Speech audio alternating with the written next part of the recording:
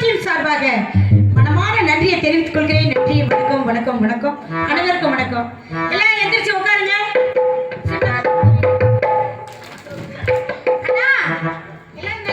நல்லா இருக்கும்பா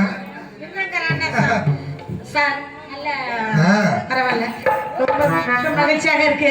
இந்த இடத்த பார்க்கல ஆயிரம் கண்ணுடைய வேப்பலக்காரி மகமாயி, அவருக்கு எத்தனை கண்ணு இருக்கு, அவங்கள தானே வணங்கணும்.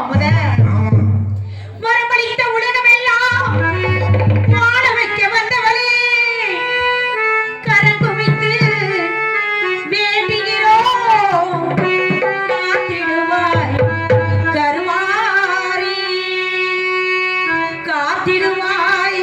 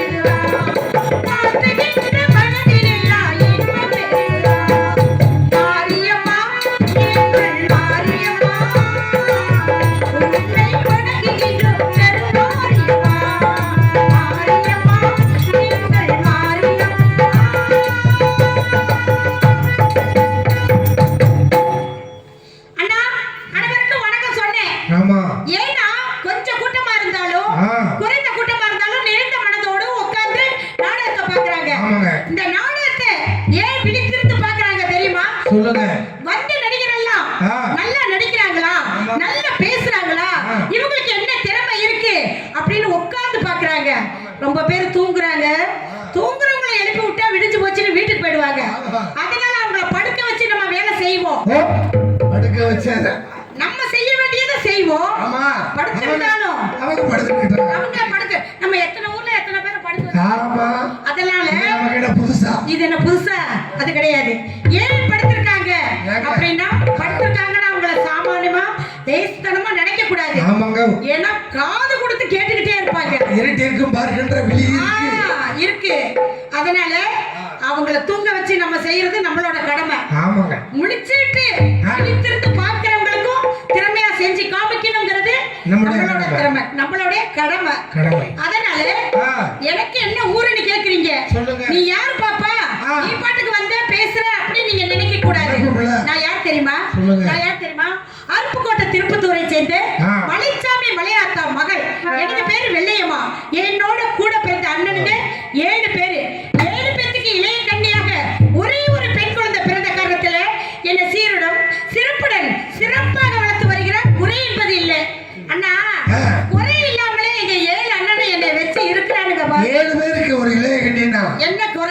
குறை இருக்கும். 7 பேர் என்னைய மாத்தி மாத்தி ஆமா வாயிலே மாத்தி மாத்தி அண்ணா ஆ. 7 அண்ணனுங்களும் வாயை திறந்தா ஆ. அப்படியே நான் என்ன கேட்கிறவ அது அத்தனையும் வாங்கியாந்து கொடுக்குறாங்க. ஆமாகோ அண்ணா பசிக்குதுன்னு சொன்னா போதும் சரி. அண்ணன் பழத்தை எடுத்து வாயில வைப்பாரு. அண்ணன் பழத்தவா அட அண்ணன் பழம் பழம் பால் வாங்கி. பழம் ஆ. இதெல்லாம் எனக்கு உணவுகளாக கொடுப்பாங்க. ஆமாங்க. அது மட்டும் இல்ல ஆ. எத்தனை உணவுகள் சாப்பிட்டாலும் அண்ணங்க வாயில வைக்கிறது எப்படி இருக்கும்? அருமையா இருக்கு. இருந்தாலும் சிறப்பா இருக்கும். ஆமாங்க. எத்தனை பேர் பெண் குழந்தைகள் இருந்தாலும் ஆ. ஒரு ஆண் குழந்தை இருக்கணும்னு தவமா இருக்கிறாங்க. ஏன்னா அவர்களுக்கு பிறகு இந்த நாட்டை ஆளணும், நம்ம வச்சிருக்க வீடு வாசல் நிலம் எல்லாம் இது அத்தனையும் ஆள வேண்டும் அப்படின்னு ஆண் குழந்தை கேக்குறாங்க. ஆமாங்க. எங்க அப்பா என்ன செஞ்சாரோ தெரியல, ஏங்க?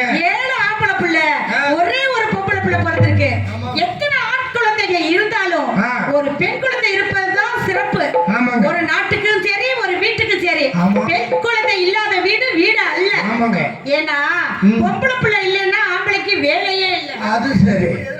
ஏன் அப்படின்னு நீங்க கேக்குறீங்க? சொல்லுங்க. ஆம்பளைக்கு ஏன் வேலை இல்லைன்னு நான் கேட்டேன்னா ஆ. இந்த 7 அண்ணனுங்க வீட்டுல இருந்தாலும் அம்மாவுக்கு ஒரு வேலை செய்வாங்களா? ஆஹா. உதவியா இருப்பாங்களா? இருக்க மாட்டாங்க. அவங்க பேச்ச கேட்பாங்களா? கேட்க ஏன்னா இந்த ஒரு பொம்பளை பிள்ளை இருக்கிறதுனால ஆமா. அம்மா என்ன வேலை சொன்னாலும் அதை தட்டாமல் செய்யக்கூடிய கடமை யாருகிட்ட இருக்கு? பெண் குழந்தைகிட்ட இருக்கு. ஆமா. அதனாலதான் ஒரு வீட்டுக்கு பெண் குழந்தை வேணும். ஆமா. வீட்டுல எவ்வளவு சீருடன் சிறப்புடன் வாழ்ந்தாலும் கூட ஒரு போற இடத்துல அந்த பொண்ணு பெற்றவங்களோட பெருமையை தேடி கொடுக்கணும் அப்படின்னு நினைக்கணும்.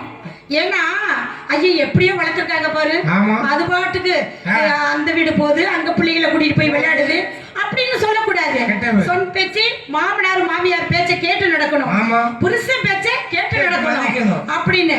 ஏன்னா ஒரு பெண் குழந்தை வளர்த்து வர்றது தாய் தப்ப கையில தான் இருக்கு. ஆமாங்க. ஏன்னா தாய் சிறந்த கோயிலும் இல்லை, தந்தை சொல்மிக்கு மந்திரம் இல்லைன்னு சொல்லியிருக்காங்க. தாய் தகப்பன் தான் நமக்கு முதல் கடவுள். ஆனா என்ன பொறுத்த வரைக்கும் தாயும் தகப்பனும் முதல் கடவுளா இருந்தாலும் கூட எனக்கு ஒரு நினைப்பு இருக்குல்ல. எப்படி எப்படி இருக்கத்தான் செய்யும். அண்ணா, எனக்கு ஒரு பருவ காலம் வந்துருச்சு. ஆமா. பருவ காலத்துக்கு வரதுக்கு முன்னாடி ஆ. எப்பயும் ஒரு நேரத்துல ஆ. நான் ஒருத்தரை பார்த்தேனா, அப்படிங்களா? நானும் ஒருத்தரை வச்சிருந்தேன். ஆ, அப்படியா? அதானே. அண்ணா, ஆ. பல பேரெல்லாம் ஐயே. எம்ம கதை எப்படின்னா ம். ஒருத்தரை மட்டும்தான் மனசுல நினைச்சிருந்தேன். ஆமா ஆமா. அவருக்குன்னே இந்த ம். மனசுங்கிறது பெருசுன்னு. ஆமாங்க. ஆளுக்கு தகுந்தது இருக்கு. அதுக்குள்ள சின்ன இதயம் இருக்கு பாருங்க. என்னது? அது அப்படியே விண்ணு விண்ணு விண்ணு விண்ணு துடிக்கும். துடிக்குமா? அடடா. ஆமாடா. ஆ. எத்தனை பேர் போட்டு அணை அடைச்சாலும் அதை அடைக்க முடியாது. முடியாது. ஒருத்தரால மட்டும்தான் அடைக்க முடியும். யார விரும்புறீங்க? அவர் கட்டிக்க போறவரு. ஆஹா. அந்த அவரு ஏன்னா ஒரு பெண் வந்து மனம் விட்டு பேசணும்னா ஆ. தாய் தப்பன்ட்டு எதை வேணாலும் கேட்கலாம். ஆமா. அந்த பெண்ணோட உணர்வுகளை புரிஞ்சு ஒரு கணவரால மட்டும்தான் நடக்க முடியும், புரிஞ்சுக்க முடியும். ஆண் துணை இல்லாம பெண்கள் வாழ முடியாது. முடியாதுல்ல. ஏன்னா சக்தி இல்லையே சிவன் இல்லை, சிவன் இல்லையே சக்தி இல்லை. இல்லை. சிவனும் சக்தியும் சேர்ந்து இருந்தாதான் நாட்டை உருவாக்க முடியும். ஆமாங்க. மக்களை உருவாக்க இந்த நாடும் அப்புறம் உருவாகிறது அவரால தான். அவங்க 2 பேரும் சேர்ந்து என்ன செய்ய முடியும்? முடியாது முடியாது. ஆமா. ஏன்னா ம். ஆமா போகக்கூடாது. போகணும். நான் அப்பாவும் அம்மா சொல் பேச்சு கேட்டு நடந்தாலும் அண்ணனுங்க பேச்சு கேட்டு நடந்தாலும் 7 அண்ணனும் என்ன வச்சு இருக்கிறானுங்க பாருங்க. வச்சு ஆமா. ஆஹா. ஒரே ஒரு தங்கச்சி, ஒரு அண்ணன். ஒரே ஒரு தங்கச்சின்னு பாசத்தையும் அன்பையும் எங்க 7 அண்ணனும். ஆமா. அட நீங்க வேற 7 அண்ணன் 7 14 அண்ணனுங்க இருந்தாலும் நான் சமாளிப்பேன். ஆமாங்க. பாசம் பாசங்கிறது எல்லாத்துக்கும் வராது. ஆமாங்க. கூட பிறந்தவங்கள்ட்ட நம்ம தங்கச்சி எப்படி நடந்துக்கிறா அப்படின்னு அண்ணனுங்களுக்கு பாசமா நேசமா எதுக்காக வச்சிருக்காங்க தெரியுமா? ஒரு பொம்பளை பிள்ளை வீட்டை விட்டு இன்னொரு இடத்துக்கு போயிருச்சுன்னா நம்ம வீடே விரிச்சோடு இருக்கும். பிள்ளை எப்படி நல்லா வச்சு பாத்துக்கிறாங்களா பார்க்க முடியலங்கிறத மனம் வேதனையிலேயே இருப்பாங்க. அதுக்குத்தான் பிறந்த வீட்டு சீர்தனம். பெண் குழந்தைக்கு குழந்தை பிறந்தா தாய் மாமன் சீர் சுமந்து எதுக்கு வராங்க? இந்த 7 அண்ணனுங்களும் சுமந்தாங்கன்னு வச்சுக்கோங்க. எங்களுக்கெல்லாம் நிறைஞ்சு போயிடும். ஆமா ஆமா ஆமா. சிறப்பா அப்படி இருக்கணும். 7 பேரோட ஒண்ணா இருக்கனாலும் மனசுல ஒருத்தரை நினைச்சிருக்கல, ஆமா. அவரை பத்தி சொல்லணும்ல. அவரை பத்தி சொல்லுங்க. ஆனா நான் ஒரு காளை வளர்த்து வருகிறேன். சரி. அலங்காநல்லூர் ஜல்லிக்கட்டு காளை. இந்த வெள்ளையம்மா வளர்க்கிற மாடு. ஆனா இந்த மாடு இல்லப்பா. அப்ப இது வேற மாடு. ஆமா. அந்த மாட்டை யார் ஒருவர் அடக்குறாரோ அவரை தான் செய்யணும். எதை அவரைத்தான் பண்ணணும். என்னத்த கல்யாணம் பண்ணணும், சொல்லுங்க. திருமணம் செய்யணும், செய்யணும். ஏன்னா மாலை மாத்திக்கணும். ஆமா. இத்தனை ஆசையோட வந்திருக்கேன் என்ன ஆசை அவரை பார்க்க. ஆமா நவராத்திரி சிவராத்திரி, நவராத்திரி சிவராத்திரி, அலைமகளோ கலைமகளோ கொழுவிருக்கும் ராத்திரி, அலைமகளோ தீவிரமை பகிர வைக்கும் ராத்திரி, நவராத்திரி சிவராத்திரி, நவராத்திரி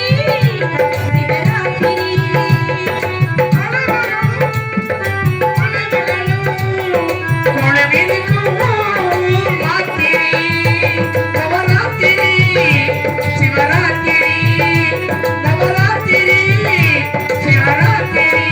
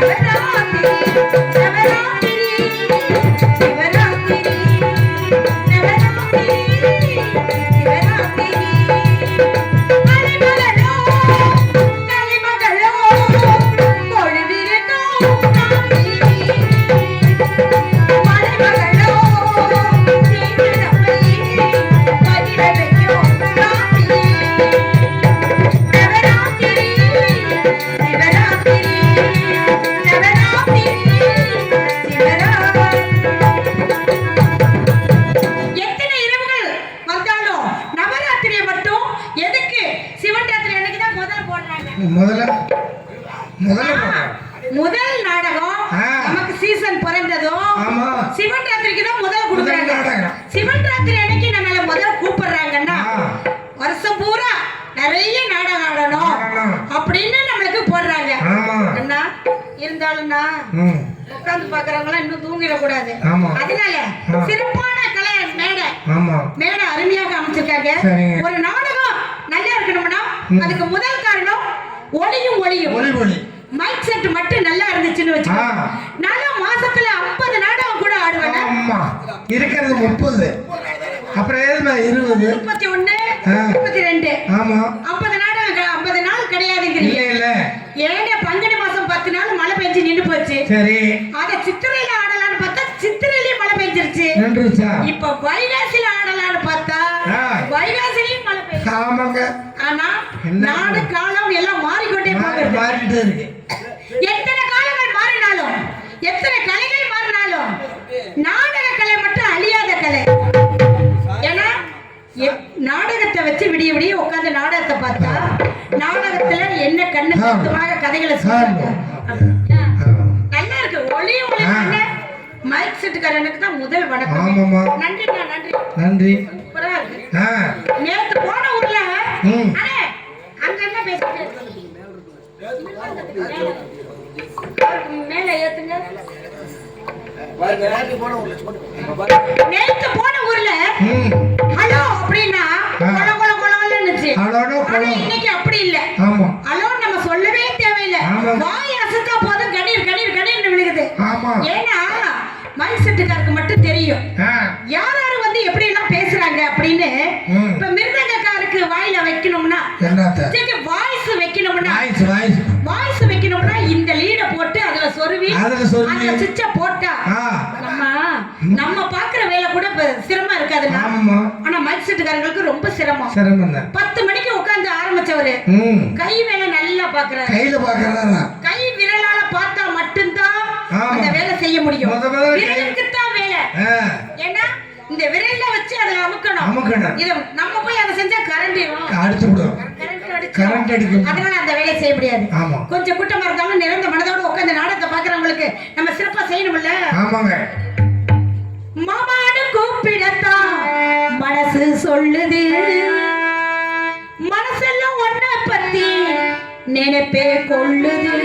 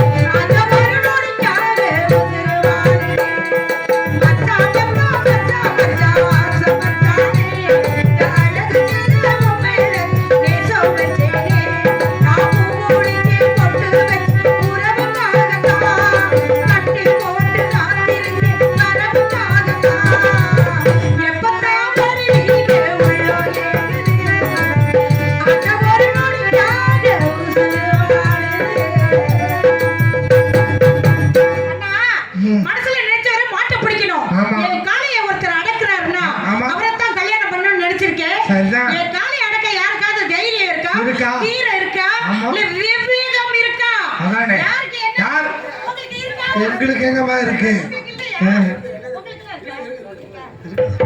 மாட்டை நீங்க அடக்குனீங்களா? மாட்டை பிடிக்கிறதுக்கு ஒரு வேலை இருக்கு. நல்லா கேளுங்க. எப்படின்னா மாட்டை அடக்க போவையில முரட்டுத்தனமா போக கூடாது. மாடு எப்படி தெரியுமா போய் அடக்கணும்? விறுவிறுன்னு போகணும், மெதுவா நிக்கணும். அப்படியே மாட்டோட ரெண்டையும் பிடிக்கணும். எதை?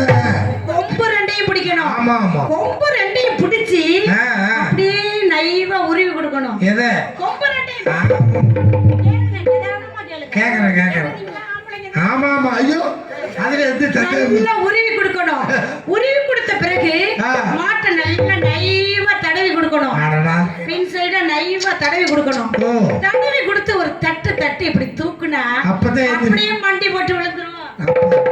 என்ன அடக்க தெரியாதவங்க போய் கண்ணா பண்ணா அடக்கி குத்த தெரியாம குத்து வாங்கிக்கிட்டு உடல வெளியில வாங்கிக்கிட்டு எதுக்கு அடக்க வேண்டியது இப்படித்தான் அடக்கணுங்கிறது இருக்கு. அந்த முறையை பயன்படுத்தணும். தெரியாதவங்க என்ன தெரியுமா விறுவிறுன்னு போய் ஏறானுங்க. எதுல? கொம்புலியே. என்ன விறுவிறுன்னு போய் ஏறாங்க. இத புடிச்சு விடுவோம், இத அடக்கி விடுவோம். அப்படித்தான் செய்யக்கூடாது. போற இடத்துல வேகமா போகணும். போன இடத்துல நம்ம நைவா நின்னு செய்ய வேண்டிய வேலையை பதமா எதமா செஞ்சா மாட்டை அடங்காத மாடு அடங்கிடும். ஏன்னா எத்தனையோ மாடு அடங்காம அலையுது. அதனால அடக்காத மாட்டை அடக்கணும்னா இப்படித்தான். ஏன் காலையை யார் அடக்குறாரோ அவரைத்தான் நான் கல்யாணம் பண்ணணும். என்னங்க ஆடு மாடு மேய்க்கிறது எங்களோட குல வழக்கம். என்ன காரணம்னு கேக்குறீங்க? எங்க அண்ணனுங்க கேட்டாங்க, கண்ணை விளையுமா நீ என்ன செய்யற, உனக்கு என்ன வேலை வேணும் அப்படின்னு கேட்டாங்க. அண்ணா எனக்கு வக்கீலா இருக்கலாம் ஆசைப்படல, அது நிறைய போய் சொல்லணும்.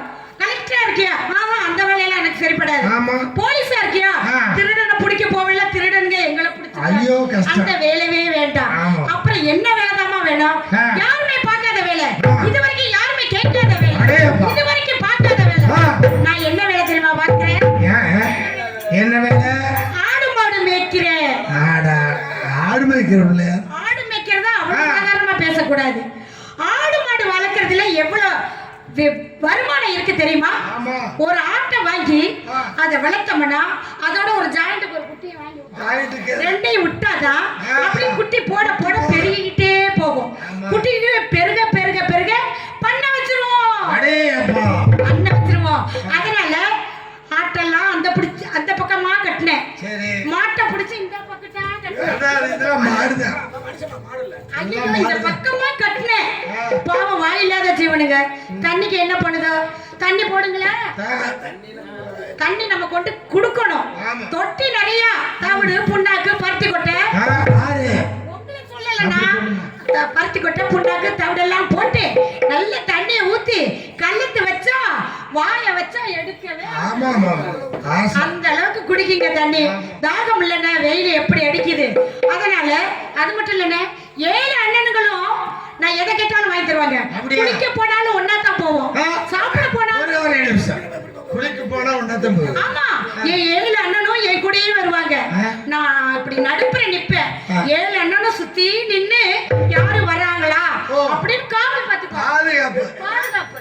அது மட்டும் இல்லைன்னு சாப்பிட போனாலும் ஒன்னாதான் சாப்பிடுவோம். நேத்து தூங்கின பாருங்க 7 பேரும் என்கிட்டயே படுத்துக்கிட்டாங்க. 7 பேரும் பாதுகாப்பா பக்கத்துல சுத்தி படுத்துக்கிட்டாங்க. என்னதான் கல்யாணம் பண்ணி போனாலும் கூட போகையில எங்க அண்ணனுங்களை கூட்டிட்டு தான் போவேன். அங்க போய் எங்களுக்கு பாதுகாப்பு வேணும்ல, அதுக்காக. ஆனாலும் மனசுல நினைச்சவரு எப்ப வருவாரு, இருந்தாலும் அவரு மேல எனக்கு கொஞ்சம் கொஞ்சமா கிளம்புதுன்னா எப்படி வராதா? அதிகாலை நேரத்துல சேரக்கூடாததுதான் செய்யக்கூடாது. மத்தது எல்லாமே செய்யலாம், காதெல்லாம் செய்யலாம், மற்றது எதுவுமே செய்யக்கூடாது. மாசி மாசத்திலே கல்யாணம், மாசி மாசத்திலே கல்யாணம், தேவி ஊர்வலம். மாசி மாசத்திலே கல்யாணம், தேவி ஊர்வலம். ஓட முடிச்சு ஓட முடிச்சு ஓடி வருவாண்டி, நான் பார்த்து என்ன கேட்டாலோ போகோண்டி சொல்ல மாட்டாண்டி. நடனத்து சேர மணி வருவே நினைச்சது போல